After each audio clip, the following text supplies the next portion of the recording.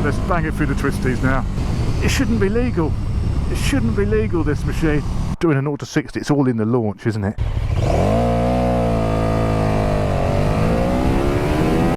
So I'm wearing my orange hat, which can mean only one thing. We are reviewing another KTM, another orange beauty.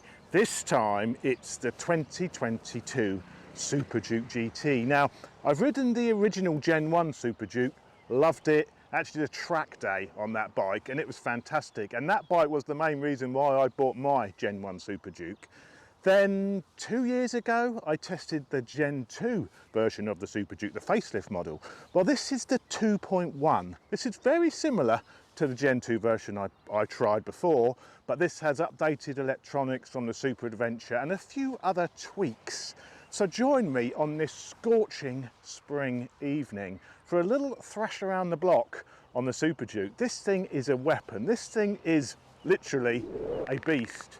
So grab yourself a cup of tea, make yourself comfortable, and Chopsy, roll the intro.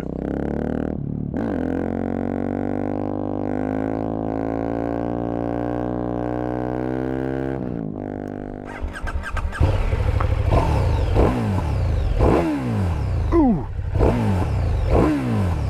Sounds angry. So the Super Duke GT, as I mentioned at the beginning, it's a bike I've spent quite a lot of time on in the past. You know, I've owned a Gen 1 Super Duke. I love the Super Duke. I really, really love the new Gen 3 Super Duke. I'm actually surprised I haven't bought one yet. I love it that much. And I'm actually taking the new Evo version around Cadwell Park next week.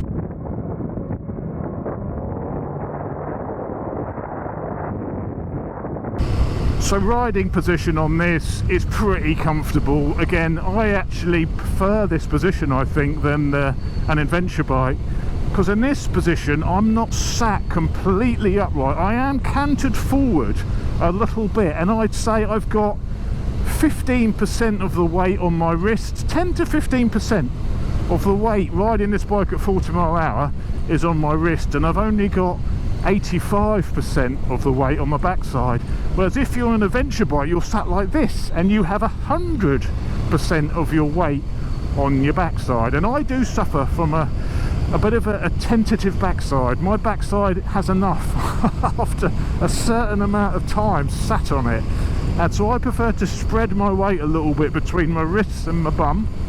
Obviously, coming from a sports bike, I'm used to, you know, lots of weight on your wrist, but to 15% weight on your wrist is perfectly fine, and I prefer that. My feet are sort of behind my hips a little bit, you know, so you're not just bolt upright comfortable. You've got an aggressive stance on this bike, and I think it is very, very similar to the Super Duke from a riding position. Even the latest Super Duke is a very, very familiar position, a more aggressive position than some of the other Super Nakeds. The pièce de résistance on this bike is the engine, and it always has been. On the Gen 3 they brought, you know, the chassis up to match the engine, but on this version, this is based on the Gen 2 Super Duke, so you can notice, if I'm being brutally honest, this has a lot. This is obviously a Gen 2 Super Duke, so it's not quite as perfect from the handling setup. You know, there's no linkage on the rear shock. It mounts directly to the swinging arm. You know, the frame is the old frame. It's not got that 3 times rigid frame as the new Super Duke 3. So you can notice a difference, that this doesn't feel quite as agile around the twisties, and there's a little bit more weight transfer back to front than the latest Gen 3 Super Duke. But you know, it's nitpicking, and again, riding this in isolation, you know, you won't really be able to tell the difference, but it isn't quite as good as the new Gen 3 Super Duke, if I'm being brutally honest. And the engine, you know, there's balancing shafts, it may be 1301cc, but it doesn't really produce that many vibes. It's a little bit vibey, but it's you know, the pistons are the size of Dulux paint tins going up and down. You know, there's gonna be a little bit of vibration, but KTM have done some sort of magic to minimize that vibration. Sorry, gotta have you. And it's incredible what they've achieved with this motor and how smooth they've managed to get it. It's a marvel of engineering is what it is. Again, throttle response and feel from the engine maybe not quite as nice as the latest Super Duke. You know, it's Gen 2, and you can tell it's slightly Gen 2 when you're familiar with the new Super Duke 3. But again, I'm nitpicking. I am nitpicking. They basically call this bike the 2.1, you know, the 2.1 Super Duke, because it's like the Gen 2, but it's just got the latest screen, electronics, switchgear. So it's got basically an electronics update, but fundamentally and mechanically, you know, there's not a huge change on this bike for this year. And you know, there is rumours of perhaps a new version coming next year. You know, I asked KTM, is there going to be a new one next year? And they said, well, to be honest, you know, the factory has not told us yet if there's going to be a new one. So we don't know. We don't know if there's going to be a new one next year, but my personal feeling, and I think there may have even been some spy shots lurking around, that yes, oh God, there could be a new one next year. But that back there, that is what this bike does so well. It's just a hooligan, you know. You want a little bit of fun, leave the revs at mid-range, give it a handful, wheels in the air. And what is great, there's a big bumps there, what is great with this bike and these electronic updates is, of course, this bike has got electronic suspension. It always did have electronic suspension, you know. I think it was the first KTM in the range to have electronic suspension. At the moment I've got it sporty, so I've got the suspension sporty. It's all displayed on the bottom of the screen so you can see exactly what mode you're in.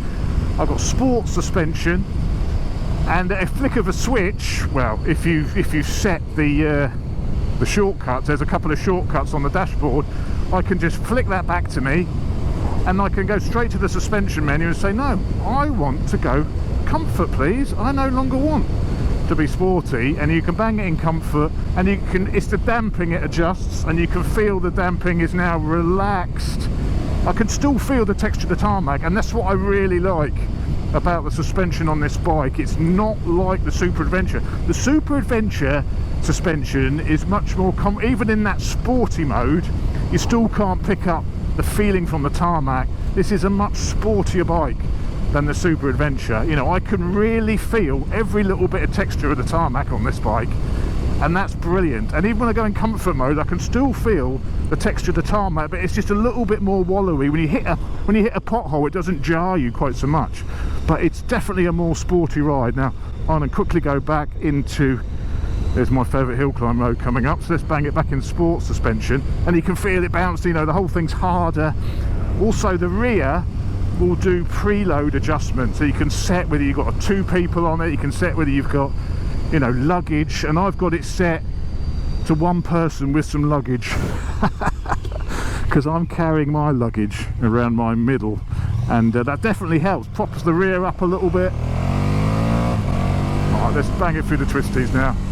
And what I love, it really handles, I mean, I've taken one of these on track, which I said, and it really goes round a racetrack as well as it goes on the road. You know, it's not the lightest bike, I think it's about 220 kilos, so it's not too bad. And at the moment I've got a full tank of fuel, full 23 litres of fuel aboard this bike. But what you can do when you do get to on your Alps tour, when you hit the twisties, you can have fantastic fun on this bike, and it handles much better than an adventure bike. It really does. It's more geared up. It's a GT machine at the end of the day. That's what it's all about. GT by name, GT by nature. In the tight stuff, it'll do it, you know. It will change direction quick. You throw it around. You've got utter confidence in that front end. You get loads of feedback from that front end. You can bang it in. I mean, I don't know of many other big GT machines that you can throw around like this bike. It really loves to be chucked around. You know, it is a big supermoto. It feels like a big Supermoto. Oh. So there she is, the Super Duke GT. Let's take a closer look. So probably my biggest criticism of this bike is how it looks from the front. It's not the most attractive looking bike from the front, is it? You can't deny it looks a little bit weird from the front.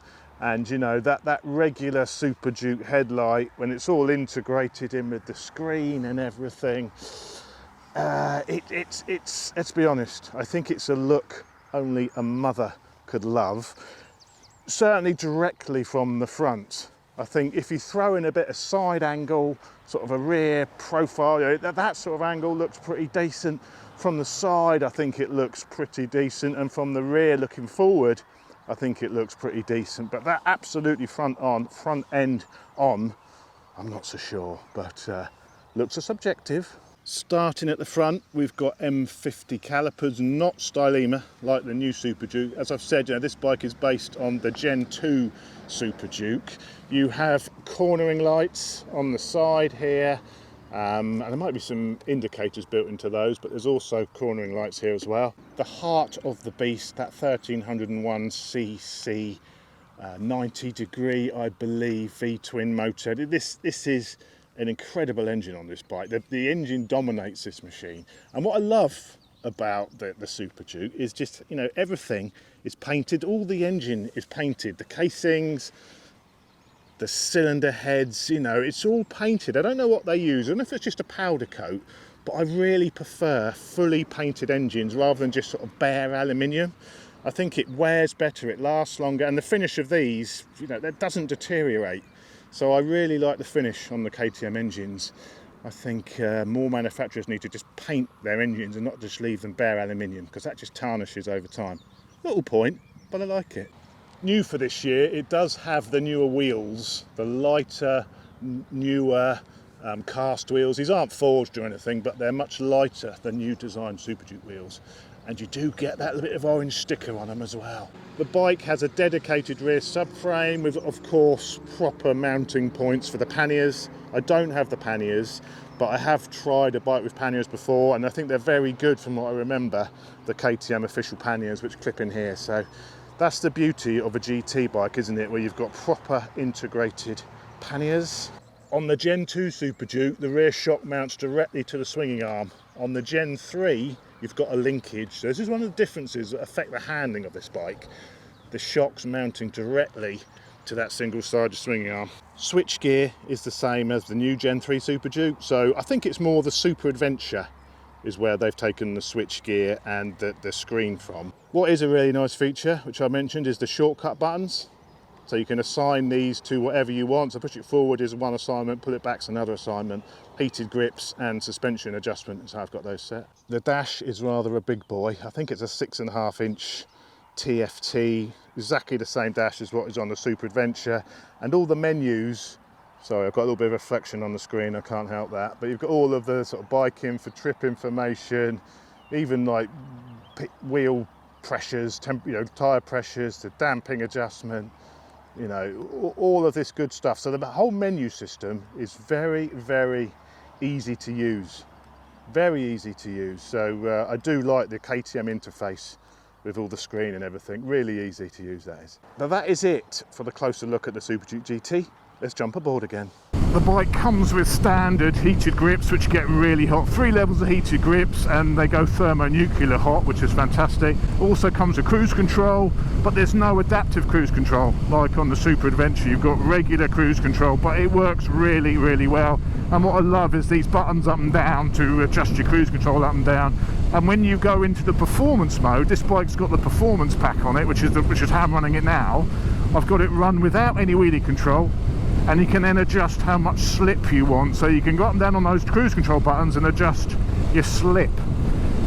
And if you want to then use the cruise control in the performance mode, you can, but when the cruise control's on, it overrides. These then are no longer adjusting slip, they're adjusting cruise control. And they're no longer adjusting the slip. So I saw someone say, yeah, the performance mode's great, but you can't run the cruise control in performance mode. You can on this one. Let's chuck it round a faster corner, shall we? Out the seat, tuck your knees under. Oh, had to readjust his line. Mini's in the way as well. Let's chuck in here, front brake, yeah, loads of power, loads of feel. Get on the rear just to settle it through the corners a little bit. Hang off of it. Give it the guns and you've got so much grunt. It shouldn't be legal. It shouldn't be legal, this machine. It will sit on its side beautifully. I think the biggest downside with this bike, with all that torque, is tyre use. You know, it's going to love to eat a rear tyre, this machine. But that aside, oh, power of that, oh. There's not a more fun way across continents, I tell you that. So there are some unlockables on this bike, which, you know, it is what it is. KTM do insist upon it. The performance mode is one of them, which is great. You must have that. You must have the performance mode. And I think the quick shifter and blipper are also an unlockable on this bike. And quick shifter blipper's okay. It can be a little bit clunky, would be my only criticism. Perhaps a little bit clunky at times. You know, it's a massive V-twin, you know, they're not the easiest of things to get a smooth quick shifter on. So yeah, a little bit clunky at times, perhaps a quick shifter and blipper, and sometimes I'll just do a manual change. This showing an example. Higher up the rev range is perfect, but lower down, there's a bit of a lurch between gear changes. Like the gear change is quite slow and it lurches a little bit, but you know, it's fine. Small criticism. Look at that kite. There's a kite there. Didn't see the string. Dad jokes. Dad jokes. So much power. It's almost too fast. It's almost too ridiculous. You know, overtaking is an absolute breeze on this bike. And also cruising is unbelievable. I mean, in 6th gear, it's like an overdrive gear. You know, anything below 70 miles an hour and it's chugging. That 6th gear, you can see it's chugging a little bit now, 2,500 revs. That 6th gear is really like an overdrive, and if you were to do 90 on it on the motorway, it's only doing like 4,500 revs at 90. It's unbelievable. Brake feel is also lovely. I mean, I criticised my Gen 1, the brakes weren't great on it. The Gen 2, they were much better. And obviously the new Super Duke 3 has the stylemas. This doesn't have the stylema setup, it's on the M50s, but there's a really nice brake feel, loads of power. It's still a really nice braking system on this. We'll see how it compares to the Gen 3 tomorrow, but it's really nice. The rear is also, again, very nice. And it's quite nice to sort of balance the bike in the corners with the rear brake on this. That works quite well. You know, when you brake at the front, this doesn't have like the anti-dive technology that the Super Adventure's got, so perhaps it does dive a little bit, you know. Again, we're talking splitting hairs a bit here, but I find it better to adjust your speed for a set of twisters with the rear, you know, just to balance the bike on the rear brake a little bit. But talking of drive, look, 4th gear, 30 miles an hour. This is going to chug a little bit. Right, it's going to chug quite a lot. But once it hits like 4 grand, it's just go! Tiny little bit of chugsters there. I mean, I don't think this engine is quite as flexible, again, as the new Super Duke engine. I keep comparing this to the new Super Duke, but I think that's fair. I think it's fair to do that because, you know, this bike is the latest from KTM at the moment, you know, and it's a Super Duke GT, so you need to know really how it compares to the latest Super Duke. Also, look, it's got little cubby holes here. There's either side, there's a little cubby hole. You can go in here and pop that open, keep stuff in it. I don't know, Mars bar, Snickers, something like that. Same the other side, little cubby hole. Maybe there's a tool thing in there. So that's quite nice. Bit of storage there. Keep the key in there because it's keyless. Right, what we're going to do quickly is I actually brought my draggy with me to do a bit of 0 to 60 testing. Now, it's shifting. I don't normally speed test fast bikes because you know, 60 miles an hour comes around in absolutely no time. Well, it's almost first gear, you know. So I don't, and it's, you know, it's all down when you're doing a 0 to 60. It's all in the launch, isn't it? And if you're launching a bike, you know, it can be a little bit hit and miss. You know, a lower capacity bike, lower powerful bike is much easier to launch, you know, and it comes down really to, you know, the rider as to how good your launch is more than the actual bike itself. But I thought for a bit of fun, let's just try and launch this, see what we can get, just for a bit of fun really. So let's go into my draggy. Remember we did we 0 to 60 the Norden a couple of weeks ago, didn't we?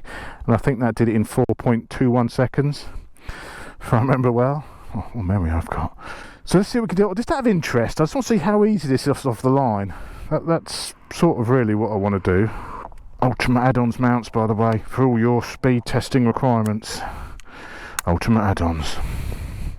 15% off. Link in the description.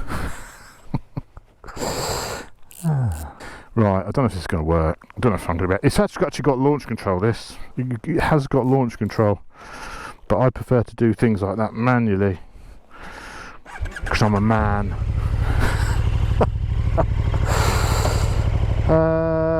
I'm going to switch on the wheelie control because I'm not an idiot. Well, let's see. This may be hideously... This may be a terrible idea.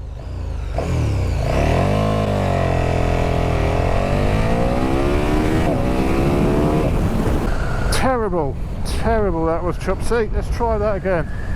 One more go.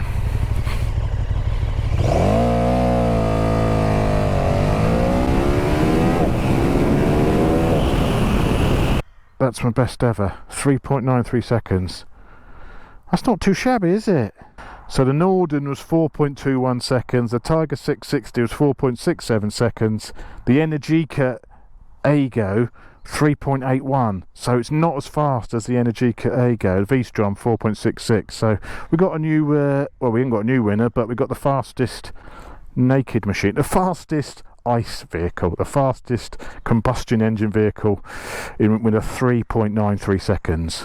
I could probably do better. I mean, I could go back and I could do better than that, I'm sure, but that'll do for me. Nice. There you are, your official Super Duke GT 0 to 60, 3.93 seconds.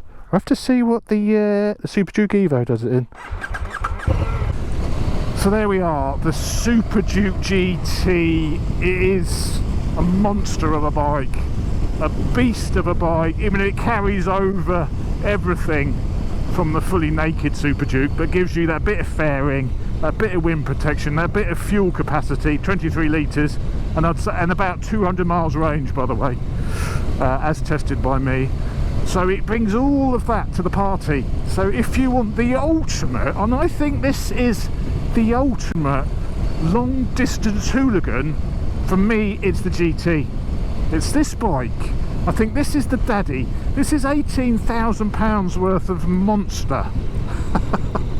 This is a brilliant bike, and if I wanted a bike to go south of France, the Alps, southern Spain, and then get there and have as much fun as what I would be having, or 98% of the fun I would be having if I took a naked bike, then this is the one. This is the one for me. Proper luggage, proper screen, and that screen is very good.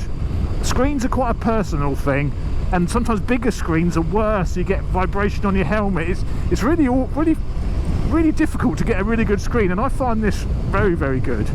So this bike has everything I want from a long distance machine, but it was also got that fun, that excitement, that beast of a machine, you know, that hooliganism, which I love in a motorcycle. I'm a hooligan at heart, and this is why I can't think of a KTM bike which isn't a hooligan. What KTM bike is there which isn't a hooligan? They always bring hooligan to their machines. I mean, they're ready to race. That's the tagline, you know. They're hooligans, and I love that. And this for me is the ultimate hooligan. Yes, I think, even though it's unconfirmed, I think there will be a new version next year. and that's obviously going to be probably based on the new Super Duke, but they've been saying that for a few years. There might be a new version, and we've still got this one. So, you know, looks aside, it's not the best looking GT machine, I'll give you that, but I honestly think it's the best to ride. The Suzuki GSX-S GT is really, really good as well, and that bike is obviously 11,500 or something. It's way cheaper than this, but if you want the ultimate, I think it's this. I mean, I haven't tested the new H2SX. That also looks good with all the new adaptive cruise control, but I know Kawasaki's, it won't be a hooligan. It won't be a hooligan. This is your hooligan. This is your hooligan's choice. Evening, sir. This is power level 1, which is full power.